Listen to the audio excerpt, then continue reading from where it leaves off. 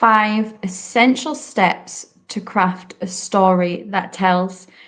Perry, I think this is going to be a good topic because we're going to be able to give so many different hints and tips. If you're watching this, as always, feel free to click the link and you can read through the full post. Likewise, if you have any of your own questions or even your own hints and tips, we would love to hear from you. So put them in, obviously, the chat, and we would love to hear from you, absolutely. But this is all about, it's your most valuable marketing collateral that you'll have. That home description affects almost how well you capture that imagination of your buyer and then actually how they come to view the property.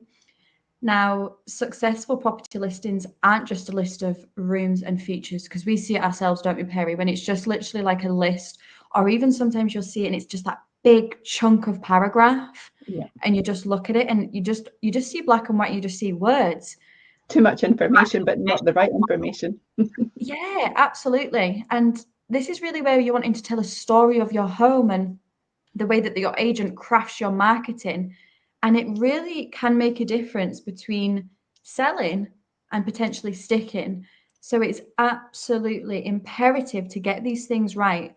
So we like to be helpful as always. So we have created a guide for you, and it's 5 essential elements that optimize your home description for maximum market impact. So as I say, you can click the link and read through. But what would you say is the first one to kick us off, Perry? Oh, for me, I think it's imperative that you kick it off properly. And I think the profile of your home is the main thing for me. The profile of the home for me, as you said, Sophie, if you've got a big paragraph, let's be honest, people do it, don't they? You swipe left, you swipe right, you kind of scroll through it, you're looking for the something that will jump out. And if you make it too difficult for people, actually they just give up and they go on to the next thing, don't they? So I think for me, it's really about capturing that instant part about the profile of the house. So how do those factors work for you, and how can you create a truly compelling offer? Because that's exactly what you're trying to do here. And by doing that and creating the correct profile, it really does drive how people will view the house, and actually how many people will stick with it as they go through the process of trying to really understand it. I think it's really important to break down the whole blueprint as well. And what I mean by that is really, can people see instantly what it offers? And also, does that description give the tick boxes that they're looking for, and can they see it quickly? Because if you've got to trawl through pages, actually that can make it quite difficult for people. People don't like browsing. They don't want to keep looking at information. They want to just have really slick, easy to understand. I think we've all got a bit impatient because we're all so busy, aren't we? Work's busy, life's busy, you've got a young family. The whole thought of selling a house is stressful enough. Never mind buying your next place. That's even more stressful because there's so many pressure points in getting the right property. And you'll have your tick list of things that you really have to have with that new house. But sometimes actually the house that you end up purchasing is not the one that had all the tick boxes, because there was something compelling about it that actually made you reconsider that and maybe review your options. Yeah. And maybe actually have some flexibility about what you were looking for. And I think if you get that profile of the home correct, it really drives that buyer to be able to see that. So I think the home hunting for me is absolutely, as I mentioned earlier, on the swiping left and right. It's a bit like matchmaking, isn't it? You want to make sure that it is the right match for you as a mum or a dad or a family unit. And does it work for your kids? Does it work for maybe your animals? There's just so much to consider, isn't there? So it is a bit of a matchmaking. And when buyers click that profile of your property, it really has to give them a reason to rule your home in and also rule others out. So that's what's really important for me. So I think the stakes are definitely high because, again, when a property comes to market, you see the highest activity in that first 2 weeks, don't you? Yeah, absolutely. We definitely see that, and the inquiries will go crazy in that first fortnight. So for me, that's really important. So getting your agent to really make sure that they've edited that properly, described it completely the way that you want it, capture those finest features. And for me, it's about not just having a whole big paragraph. It's like, can I see in the first couple of lines what I'm getting here? And has it captivated me? Because again, you're on an emotional journey. We talk about emotions a lot, don't we, Sophie, when we're talking about properties and what makes you buy or sell. And I think emotions are a really big thing. And so does someone make that emotional connection instantly when they read those first couple of lines? Because if they've got to wait a few paragraphs, actually you've lost them. Yes. So it's really important that you get that. So the stakes, as I say, are very high. So when your home was built, an architect had a style for it, of course, and the perfect target market to complete that and give them clarity over who you want as an architect and how you're going to attract them. So when that property is built, they're looking at all those features. Now, whether that's a new build property, whether you've revamped your current home, it's about they look at the design, they elevate it the best way they can, and they show off best parts. And that's what you've still got to do, even if your home's been pre-owned. So say you've lived in it 10, 15 years, you bought it from someone else, you've still got to try and capture it as if it's new, because to the person that's looking to buy it, it is completely new to them. So I think for me, it's really crucial you capture that. And also, actually, it's so easy for us, and God, how many times do we hear this? So we'll go to see someone's home, and the first thing they say is, "Oh, I know my home will sell." So quickly, yep, yeah. You're looking at it from someone who's lived in it, made all the beautiful. Everyone is different, and everyone's got different tastes. So you've got to really try and have, whilst you've got to get the dramatic points out there, the things that really pull the buyer, you've also got to kind of neutralize it a little bit as well, I feel, and not make it all personal about the seller. Sometimes we'll have that. The seller will say, "Oh, I would like you to say this, and I would like you to say that," but they're looking at it from their eyes. They're not looking at from the eyes of the buyer, and I think sometimes that's where it can get a bit disjointed. Absolutely. And it's interesting you say this, Perrie, because I actually had viewing feedback last week, and it's feedback I have never ever had before, and it was absolutely love the home. It was actually too perfect for me. Wow. They were like, it was perfect, and I can see how they've got everything, and I don't want to touch that because it's too perfect. I was like, I have never had that feedback before. That's a strange one, isn't it? And it's interesting because I had one client that was taken to view properties, and I was taking them to two properties. There were two very different houses, and one of the houses, they had a friend with them who was helping them kind of view things. And actually, it wasn't the potential buyer that said it. And this is what we always talk about, is how people are influenced by others as well. They've always got an expert friend or family member, haven't they? And it was immaculate, finished really nicely. You could still adapt it in certain ways to make it your own. There was little tweaks you could make. So it wasn't perfect, to use your words. Took them to the second home, which then did need some work done to it, and you could craft it into a different home. But interestingly, when they were in the garden of the second home, the friend who was viewing alongside the person said, "Oh, this is much better because you've got a lot more you could do here, and it'll keep you busy and it'll give you projects. The other place, you're going to get in there and you're going to think, well, it doesn't need anything doing, and so you're going to try and create projects, and you don't really need to create a project because it's a lovely home." And there was this whole debate going on.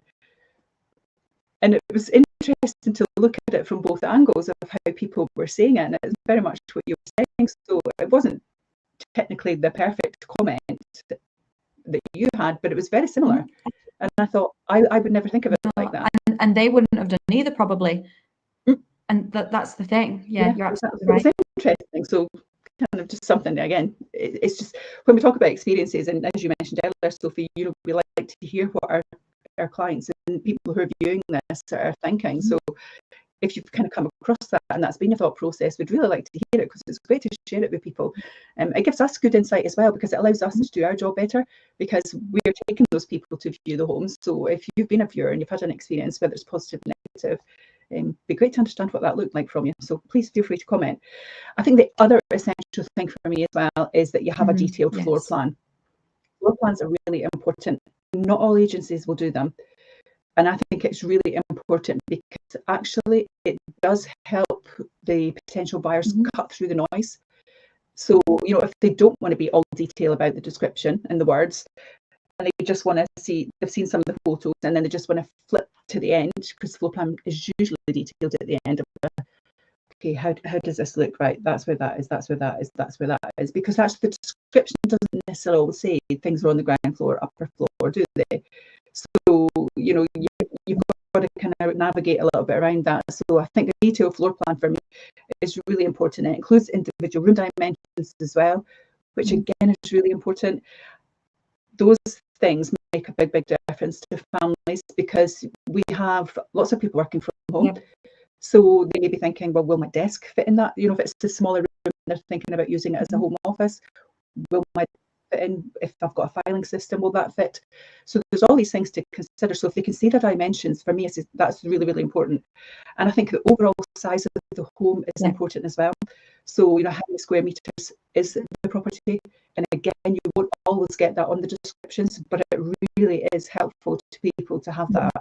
One little tip I will give to people, though, is that if the square meterage is not on the floor plan, and you have the home report for the property, because you've maybe gone as far as then getting the home report, the EPC within the home report will have the square meters on it. So that's just a little bit of a kind of touch point. You can, if they've got to hunt for information, it's easy to flick onto the next one, isn't it?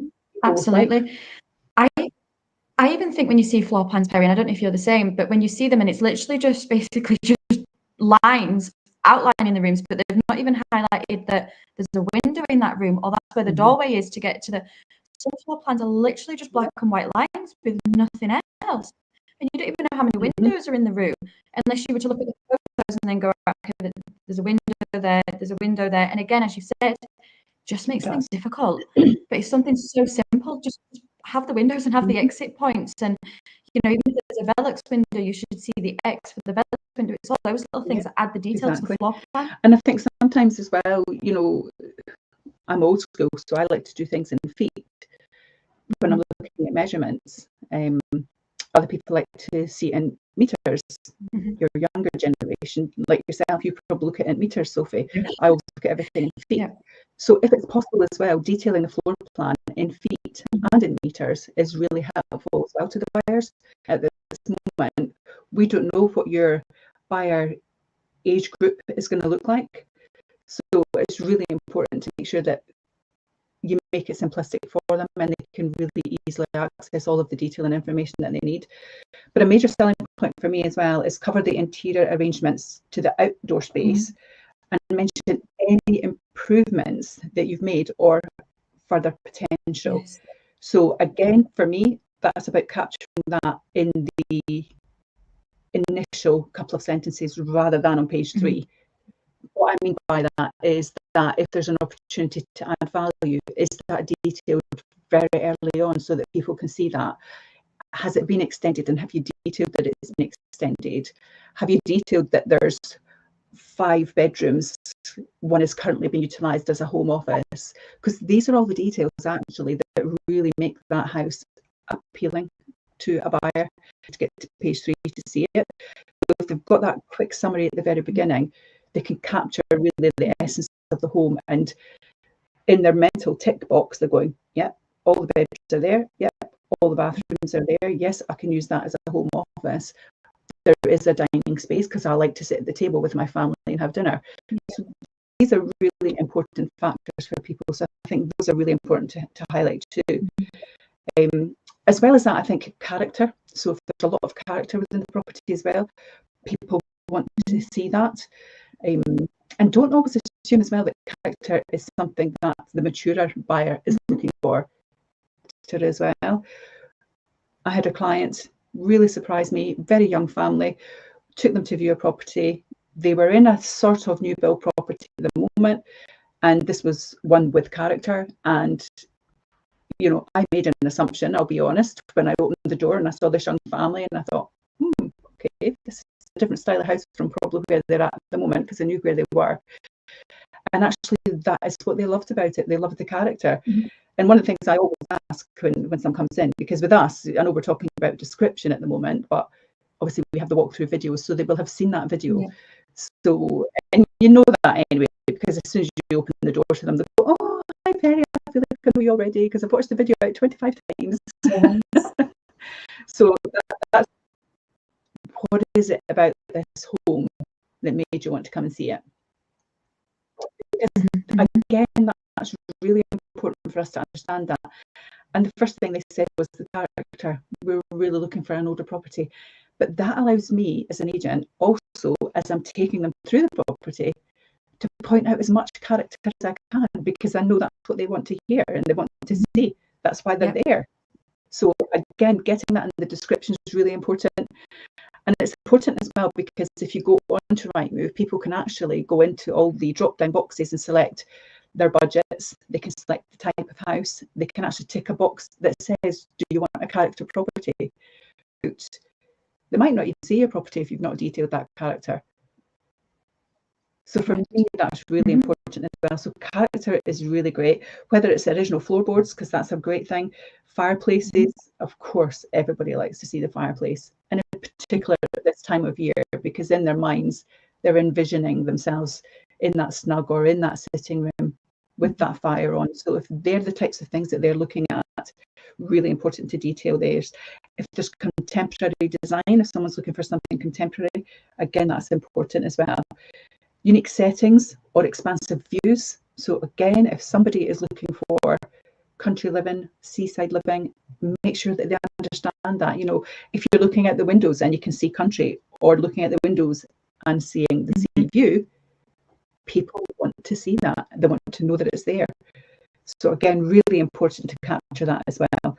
So those things are really great in regards to really detailing into the niche part of the property that you know that buyers are potentially looking for, rather than lots of words. I think that's important. I think for me as well, you want to try and capture the magic moment. So if this is a family that's coming to look at a house, if they, as I mentioned earlier, they like to sit and have meals together, you know, is there a lovely big dining room? Is there even a lounge diner? Can they fit a nice table in there? So again, it's about making sure that that description indicates that actually it is a lifestyle. If you wish, you could sit and have your meals together. Or if you're not a family and there is a dining space within the lounge area, this could be used as a home office space. It's about really honing into all those little niches that really help someone make a choice. If it's a young family and they like to read books to their children, could they use that as a little reading corner? My grandson does that. He goes into his bedroom and literally first thing he does is start pulling all his books out and wants to sit and read them. So if you've got something like that in your home, it's really important to put that out there. And again, even for what I've just said there, we're talking about families with children, and they want to have that warm, welcoming space for the grandchildren to come and to sit and have their food and have their snacks and read their books and play with their toys. You need to make sure that people can see what these spaces look like within homes. So that for me is really important. And again, if garden's important, wherever they're sitting in the house, can they see the garden?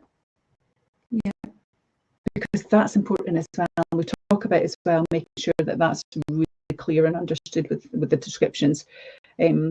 What in essence, basically, for the profile of your home part of this, what you're really trying to achieve here is, can you capture those memories that a buyer's trying to create? Can they see that it's possible? Because they're looking to make this their family home, and they're looking to obviously make a lot of memories, whilst it's obviously got to be functioning for them home as well. But it's really important that people can see what they can achieve with the house. And I think for their families, that's really important. And we hear that all the time. Absolutely, definitely. And they do. And then that probably leads nicely on to the next one, where it's about the neighbourhood and the lifestyle. And actually, how has that been demonstrated in the description? Which is key, and it's often missed. We had a client that was on with the previous agent, the property wasn't selling, moved to ourselves. That's what you do, obviously, isn't it, Perrie? When you've got somebody moving over, you look at the listing. And I was like, the description of the location is the wrong location. It's not where your property is. She hadn't even picked up on that. And that's literally like a fundamental. They're describing a location that your property isn't in. You find that often as well if it's like a town. So, for instance, let's say Cooper. If it's Cooper, they'll describe Cooper, but they won't talk about Newborough, which neighbouring house is. So it's like, well, hang on, that house isn't in Cooper. It's not next to the station, although you want to highlight how close that is. But you're right, it's the fundamental difference, because people might look at that and go, oh, actually, well, I don't want to live in a town. I want to live in the country. I want rural. rural, that's not rural. Actually, it is. And it's whether you're sleeping in a little village, whether it's a bustling town, whether it's surrounded by fields, or as you've said, Perrie, the sea and the views. The description needs to capture that and really emphasize that and make people enthusiastic about the location, because that just inspires buyers. So think about how you and your agent can emphasize that. Paint a picture of that local life by naming the favorite cafes, the restaurants, the bistros, but also the practical aspects as well. Think about all of those elements. Where's people's nearest doctors, dentists, all of those things, because those really are noteworthy. And as well, we want to make it as easy as possible, because you don't want your client to find all that perfect home. They see everything, ticks the boxes, but then they have to go and do their own research and go, right, okay, hang on, where do I start with Googling? Where's this? And then it's eaten into a valuable time that, as you've touched on, Perrie, we've got busy lives, we don't have time for that. So if that can just be captured in the description and it's all there, and as I like to say, it's almost then like your one-stop shop. You've got everything there that they need to know about. And if it's not there, then they don't need to know about it. That should really be the look that we have on this. And it's about adding in those key amenities and actually the proximity. But please make sure the proximity is correct. If it is 4 miles, say it's 4 miles. Don't say it's 7 miles, but it's actually 3 miles, or vice versa. Make sure the proximity is actually correct. For the supermarkets, for schools, libraries, swimming, the leisure facilities, they're all key things. And I think especially people are looking for that if they're perhaps a family, or if they're moving from a big bustling city, they're coming to a location like this, they still want to know that they have access to these things.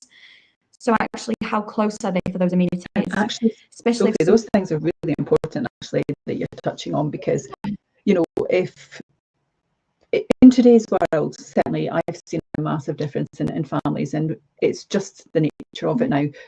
Mums and dads, or mums and dads were all working. It's not the case where previously mum could walk the kids to school, or dad, or mum and dad, or whatever. That just doesn't happen. So families are looking for almost the correct route to things, aren't they? Because we're all working to time schedules, and it can be quite stressful.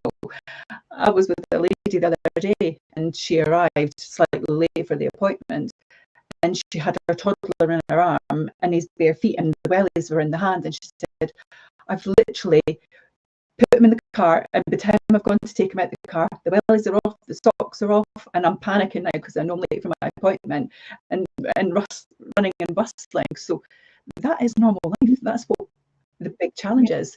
So mums and dads and families want to understand how quickly they can get to these things. If their child is ill, can they get to their doctors quickly? If the school is closed, there's so much at play, isn't there, to just make life easy? And that's what families really need to identify, don't they?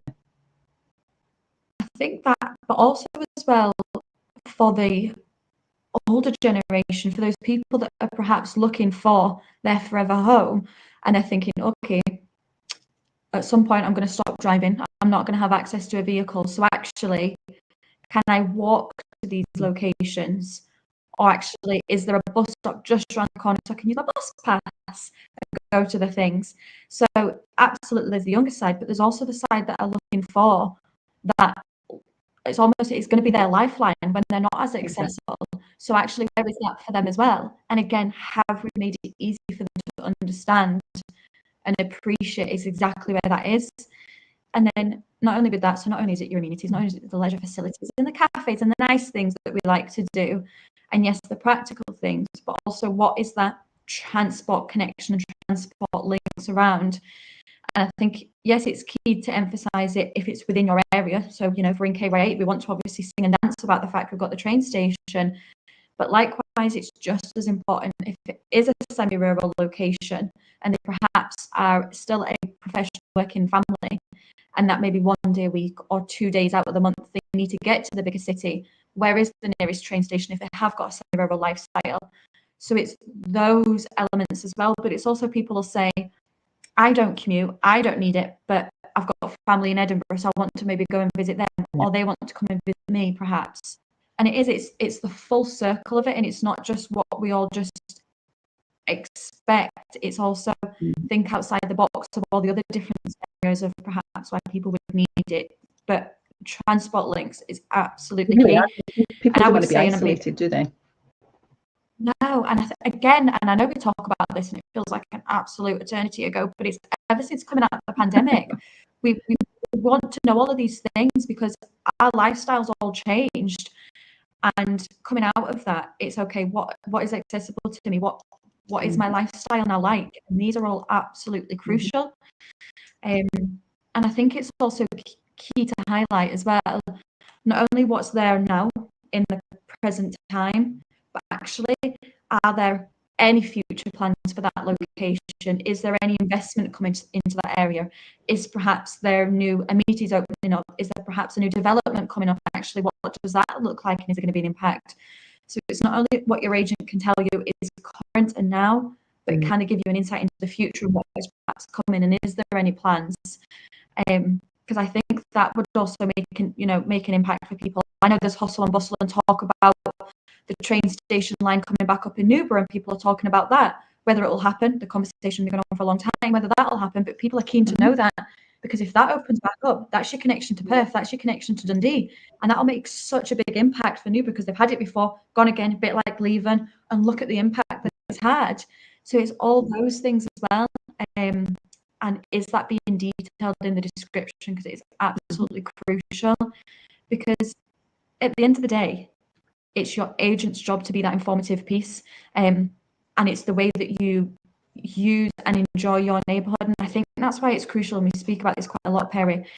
This is where it's key to pick a local agent that knows the area, and not some perhaps more online based that is just to kind of do it yourself and crack on with it, or perhaps picking an agent from Edinburgh to sell your property within the East Neuk just because you perhaps think it's prestigious. They don't know the area like your local agent does, and that is the key, because you want to be able to pick up and highlight all these pieces. And I think it's also nice, and I know you do this a lot, Perrie, if you can actually give, yes, you can say that restaurant's there and that cafe's there, but you can actually give a first-hand experience. Like, oh, I eat at the LGS, I eat there and I have fantastic meals. And I think it's that piece as well, because again, it then relates and it becomes more relatable. Absolutely. I 100% agree with that. And I think that's really, really important. And once you've done all the description and people have bought into the idea of that house as well, I think it's even paramount, more so, when the person is viewing it, that the agent that's doing the viewing can actually back all of that information up with passion as well, and just make them really understand and appreciate how much is on their doorstep. I think that's vital in today's world, because people are looking for the complete lifestyle. It's not just about a house nowadays. On the head with that, I think people want to see firsthand and hear firsthand, what was it like? Did you enjoy it? What was it about it that you like? And again, if you can say that with conviction, it really does entice that person that actually that's ticking even more of my boxes. And let's be honest, that's why we're talking about this. This is about getting your property sold, isn't it? So let's take it home. And if you get all of these things right, for me, it makes your home stand out above everything else, and they have a much more positive experience as well. So they're more likely to be putting great offers in, and that's the key whole point of all of this discussion at the end of the day. Absolutely, definitely. And I think for me, that one, when we're talking about how you communicate, that leads on really nicely to the next topic, doesn't it, Sophie, which is clear and relatable language. Yep, absolutely. Nobody expects your home description to be like Shakespeare. Come on. No. Nobody wants to hear words that they don't perhaps necessarily understand or have heard before. It can be absolutely enjoyable to read about the property, but it needs to be compelling as well. But it also needs to be grounded and easy for people to understand. I often do it even myself. I used to be, I like to paperback book. If I was reading, I like to use, feel the paper in my hands, but I've got arthritis now sometimes when I'm reading it, and I read a lot. I'll get a word and I'll go, oh, I have no idea what that means. Now, in that context, when it's leisure for me and I'm just sitting, having a coffee and reading, I can click on it and it'll explain what the word is. But if I'm looking to buy a home, and I'm online and I just want to read it and understand it, and I come across something like that where I don't really understand what it is they're telling me, then actually I'm just going to move on to the next thing. I'm not going to spend time investigating it. No. I want you to explain it to me in ways that I can understand. So that's really important that we get the language right. Absolutely, for me. definitely. So definitely don't use all the flowery fluff either. People don't want to hear that. So, you know, as well, you can use words sometimes that actually are emotive, and we often see this. You know, you'll get an email, you read that email, and actually the way you interpret that compared to someone phoning and saying the same words, two different things. Completely. And that's what will happen here. If your descriptive words are confusing or not clear or can be interpreted, and often opinion-based, as an agent, I can't use an opinionated word. You read that and then you look at it, you think, well, that's not what I see. So then there's a disconnect straight away, isn't there? They're thinking, oh, no, it's not. So you've got to be really careful how you do that as well, not make an opinion or bias related. So write like a human as well. Don't write like a robot. People are not interested in that. So, you know, use this as if you were reading it and it was making a difference to you. So the description has to sound like someone is talking to the person. So when I'm reading this, can I understand what you're telling me? Are you making my thought process clear? That's really important. It sounds more impersonal or too grand, I think, if you start using all of these words that maybe don't engage a person. You absolutely need to engage them with the words that you're using and give them clarity with the words, not opinion for me. So that's really important. And I think it also needs to be credible. And the information has to be valuable as well. You know, why use 4 sentences when one will tell them what they need to know? Because the rest of it is just noise. Isn't it? It is just waffle. And I don't know about you, but if I'm in that situation, I just start to disengage and I'm like, I start to think about something else. You know, it's the same if you're reading or if someone's speaking with you. If you've got your answer in the first sentence and they're still speaking, you kind of do switch off, don't you? Don't manufacture details either, would be my big thing. I think if you say something is something, then it needs to be that. If you say it's something 100%. And it's not, then you have a situation there, because actually that person's going to be really disappointed if you manufacture something that isn't actually available to them. And that's what I was saying earlier, Sophie, when we talk about sometimes the client will ask us, oh, go and put this in, go and put that in. And you think, well, actually we can't, because that's kind of your opinion, or because you use it for that, that's not solely what that purpose is for that item. So if you say it does one thing, but someone wants it to do something else, and actually it does do that something else, they might discount it and say, well, actually your description tells me I can't have that, when the reality is you can. So really important with that as well. And it goes back to this. I think as well, you also want to be talking about the high quality items. So in particular, kitchens. Kitchens are the hub of the home, aren't they? So the kitchens become a real big factor for me. So, you know, if there are high quality details in there, you know, so if it is quartz worktops, tell them it's a quartz worktop. Because actually that's real detail and it's a true factual statement, as opposed to saying something that's not. But likewise, if it's not quartz, don't. So you've got to really understand it, and that's about really engaging with your seller when you're going through this process. Flooring's a big thing as well. So if it's natural wood flooring, or it's engineered wood flooring, or if it's cushioned flooring, laminate, whichever it is, again, make sure that's accurate. If it's Carandine flooring, that's a really luscious floor as far as people are concerned. So that's high end. So understand that it's Carandine, because if you say laminate, people go, oh, I don't like laminate flooring. Really offended. Carandine, they go, oh, yeah, and your seller will get offended as well. Absolutely. When you hear Carandine, you think, oh, that's quality. It goes back to what we've always said, it's about emotion. Remember this, it's about emotion. And so when people hear and see things motivate them, then instantly they're integrating with it. And when people hear engineered flooring or natural wood flooring or in their minds, this is a home that's been loved and looked after. So all these little statements as well that just give this positive energy off about the house. And that's what people want to experience. So again, really important, if you have got real detail, those are really great to share. It's the same with wallpaper. If it's Laura Ashley wallpaper, if you're in a country style home, tell them it's Laura Ashley wallpaper. But again, likewise, if it's not, don't say it is. So don't manufacture it. But share it if it really is what it's there, because that's the high end that some of your buyers are going to be. Goes for me for permanent features. So again, if you're in the outdoor spaces, we're talking about the plants, the flowers, the shrubs, the trees. If it's a cherished garden, talk about that. If it's a country style garden, talk about that. If it's a terrace that gives them beautiful views, talk about that.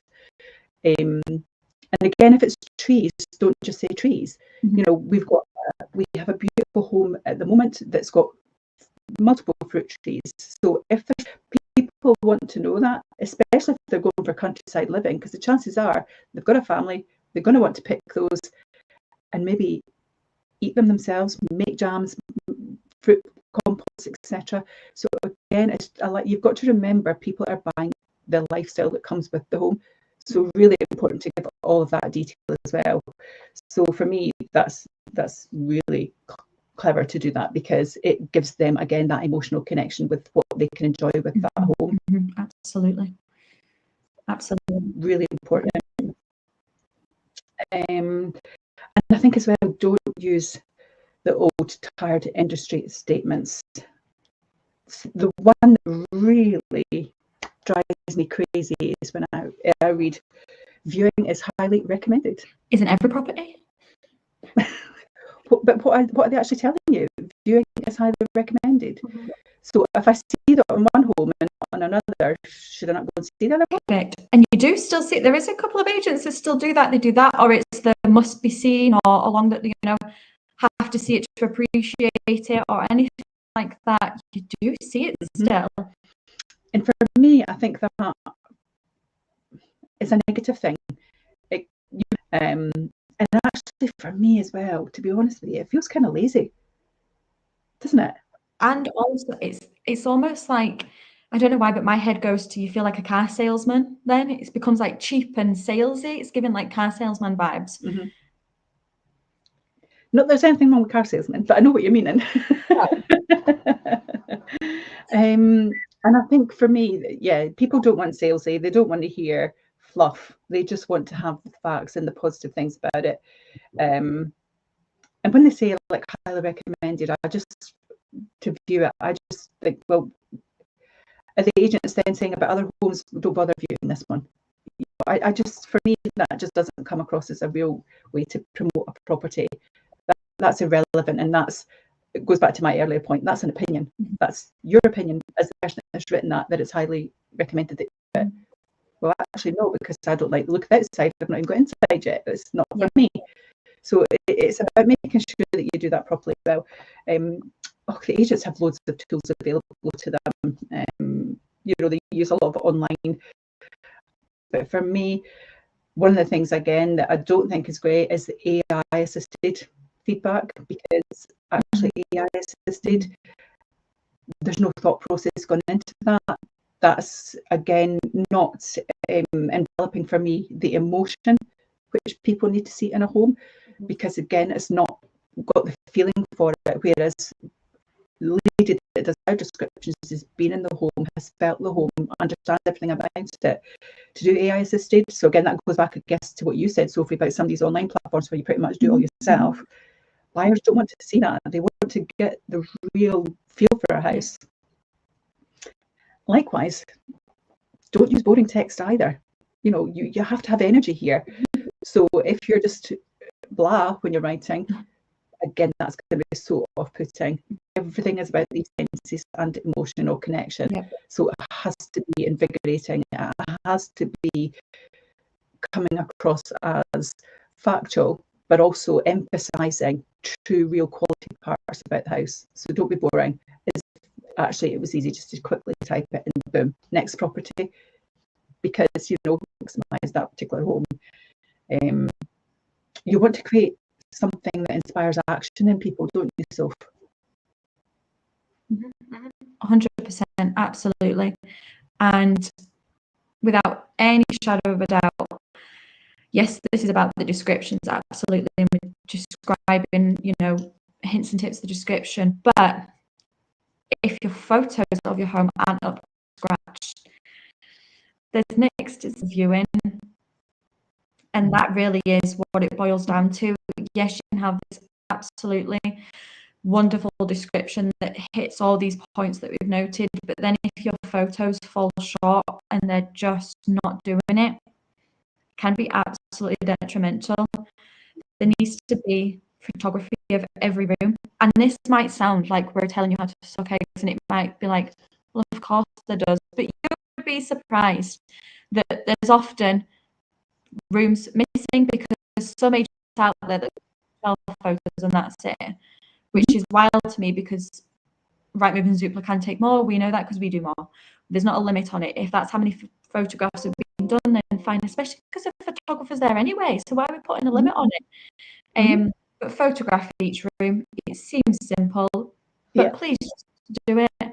I agree with you, honestly, because, you know, the way that we do it, it's very unique, I think. So our photographer will put the photos together, the descriptions put together, they then look at that together, they analyse everything, they represent what they feel are the best ones, and they'll send it to myself and to yourself, Sophie, don't they? So it's like, here's the final description, here are... And literally, sometimes I'm like, we might have 20 plus photos in some big, large 5-bed houses, and there might be 20 that have also been taken that have been discounted, and it becomes a battle almost to think, oh, but I want to add that one, and I want to add this one, and you've got to pick the best ones. But in this instance, I would say absolutely more is better than less, for sure. I knew you were going to say that. I had a situation with a client. We've just sold their property, but when they bought that property from a different agent, we've now sold it on their behalf, but when they bought that property from the different agent, when they went to view the property, they got a brilliant surprise, which was great for them, but there was a walk-in wardrobe. It wasn't described anywhere. There was no photograph of it. And they were like, it was just such a great thing to have. But the process of reading it, looking at the photographs, decided they want to view it, and actually got this real Brucey bonus. But my question is, how many people originally did not go and see that house because they wanted something like that and they didn't know it existed? Yeah. So it's really, really important. Absolutely. And then with those photography shots, have a mix in shots as well. And again, this is something that we do and I absolutely love, Perrie, is the fact that yes, we do the room and it's like full entirety, but then we also do the detail shots. So we look at the interiors, and if there's perhaps a fireplace with a gorgeous surround or maybe some mosaic tiles around it, we capture that. If there's perhaps a gorgeous kitchen island that has a big 5-ring burner in it and you can just imagine it being the real heart of the home, you've got a picture of it. Even if there's some ornate ceiling roses or cornicing, capture that. And it's actually, yes, you want shots to show the full size of the room, but you want those detail shots, you want the angles, you want all of the different perspectives of that, because again, that's what people buy into and that's what they look through. And it really does make such a difference to the listing when you can see a range of photographs, and it's not just internally, it's externally as well. We've seen our photography shots where perhaps it's got a gorgeous garden that's beautifully landscaped, and it's thinking outside the box. It's not just taking in photographs of perhaps close-up apple trees and pear trees and perhaps the shrubs, but there was one property, raw iron detail on the fence and the gate, and it was bespoke, it was handmade for that property, and it was stunning. And we captured that, and again, you saw that in the photographs. Then when people came to view it, they're like, oh, that's that gorgeous. I'll look at, because each one was different. It was like different animals. There was like a little mouse, there was a little spider, there was a little like cat, like it was all different on, and people, as soon as they saw it, they related back to the listing, and it helped because it's that emotion piece. So it really does make such a difference to your photography. And then a big thing when it comes to your listing and your photography is about styling your home. As it might seem like a big task to do, it has such a big impact, and it's clear the clutter, clear the space, try and minimize and simplify it.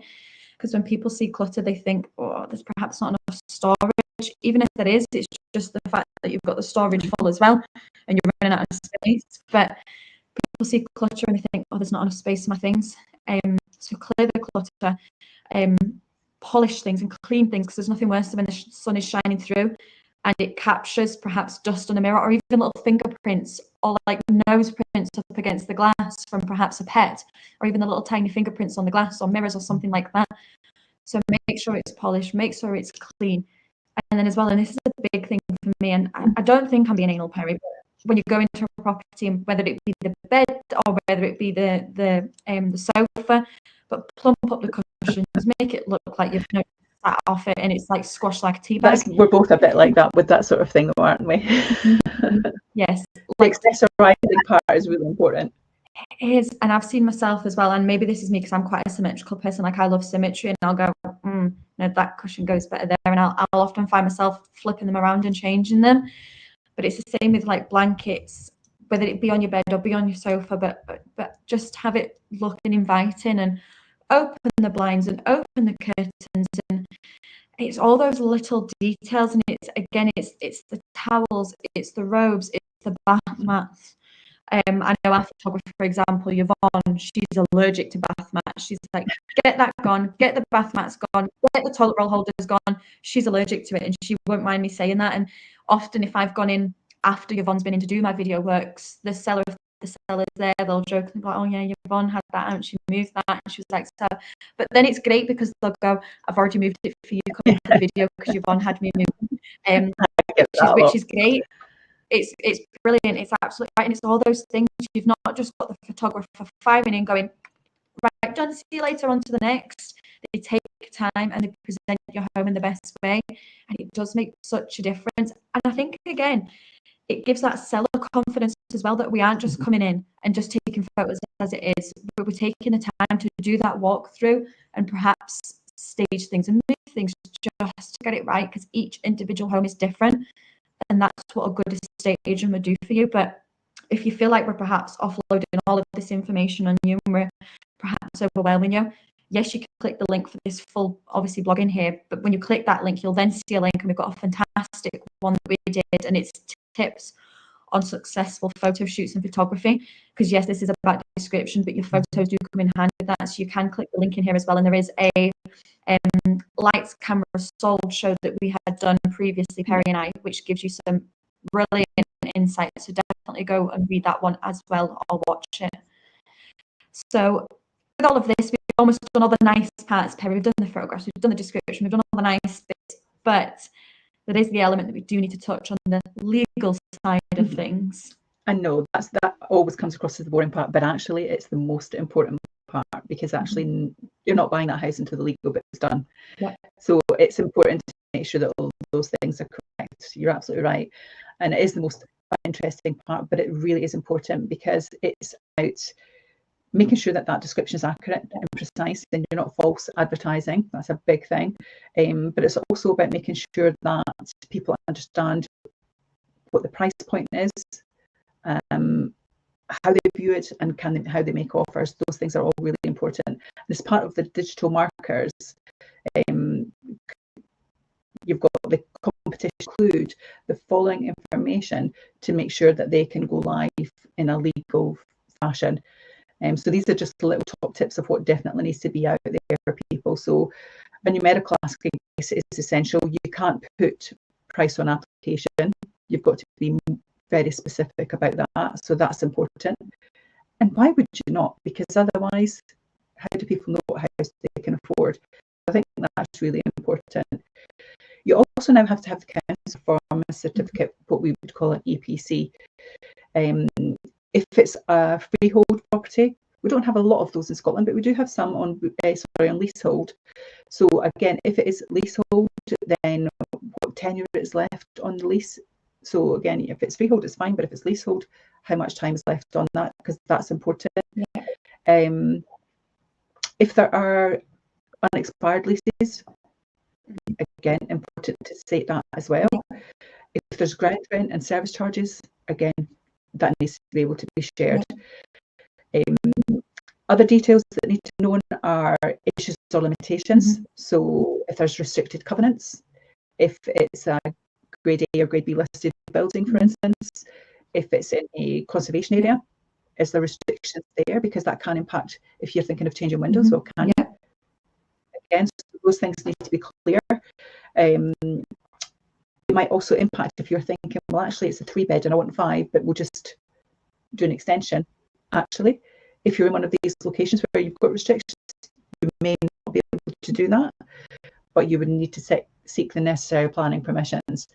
So those are things that people really need to be making sure that are there. And also if there's any impending access required to that property, if some works are happening. So is a property being built behind your property, are they going to need access to that grounds? So again, all of those details really need to be clear for someone who's looking to potentially purchase.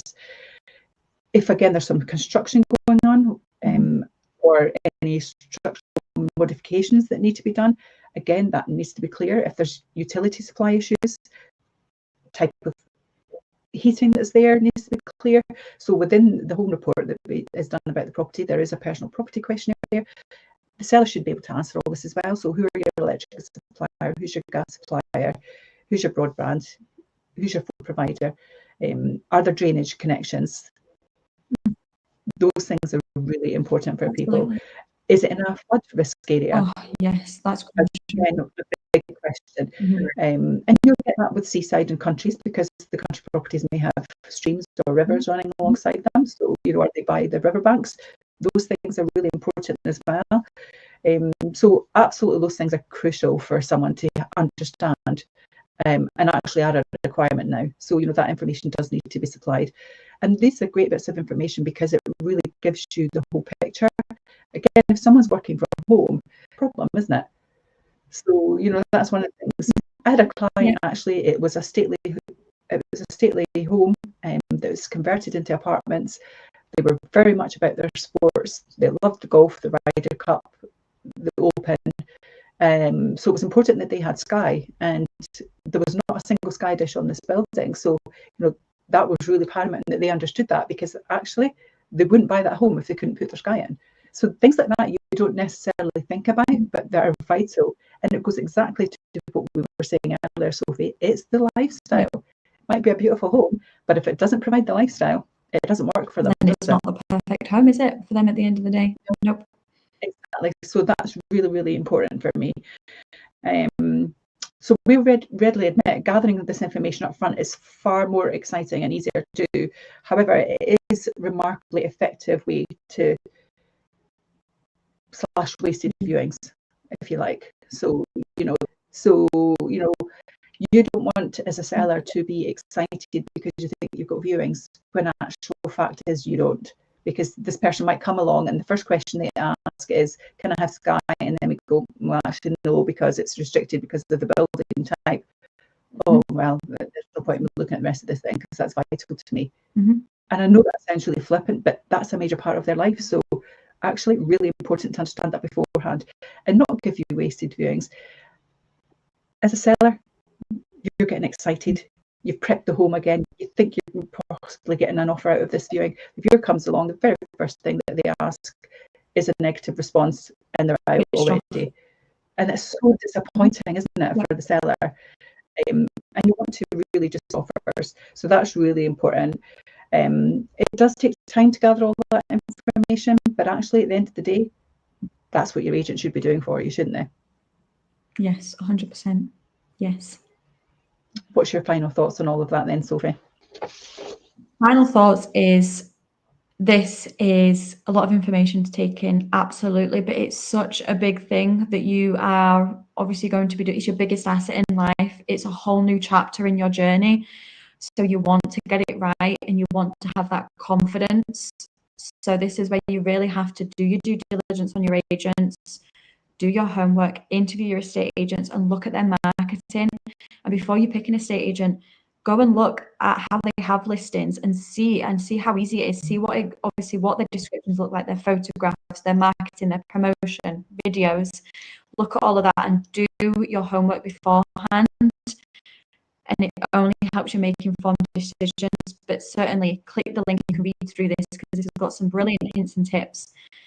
But like you said, Perrie, we would also love to hear from you. Yeah, and I think for me, my final thing, because that was perfect, a lot of what I would have said, Sophie, to be honest with you. But I think my last thing would be is that just because you're an agent, because you've enlisted an agent, doesn't mean to say that as a seller you lose control. You have to work as a team. You have to work together. You have to be able to voice what you would like, and we have to agree together on the best way forward to represent it to get you the best outcome. So working as a team is vital. Some sellers will think that they're losing control because they're handing their property over to the agent, but that's not absolutely how it would work with ourselves. It's about working as a team and actually delivering the best outcome for you, because at the end of the day, you're employing us to manage your life for the changes that are happening. The team would be my thing. And I think that's a great way to end it. Perfect. Fantastic. Thanks everyone. Take care. That's us for this week.